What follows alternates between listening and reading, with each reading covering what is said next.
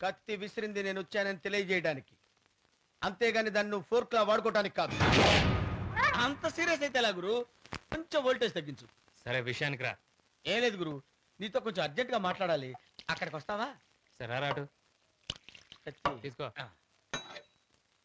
Central minister లా security maintain చేస్తున్నావు, వాళ్ళ చేతిలో ఆ గంట ఏమిటి? ఏం లేదు గురు, బిల్డప్ కోసం డమ్మీ గన్ చేతిలో పెట్టా. ఓహో. కూటి కోసం కోటి విద్యలు అన్నారు. సరే విషయం ఏంటో చెప్పు.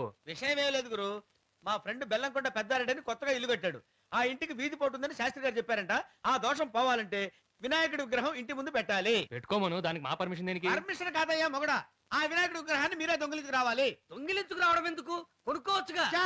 ఆ, ఆహా, ఆ విషయం మాకు తెలుసులే. కొనుక్కొచ్చిన విగ్రహం కంటే కొట్టుకొచ్చిన విగ్రహం శ్రేష్టమని శాస్త్రి గారు పంచాంగం చూసి మరీ చెప్పారంట.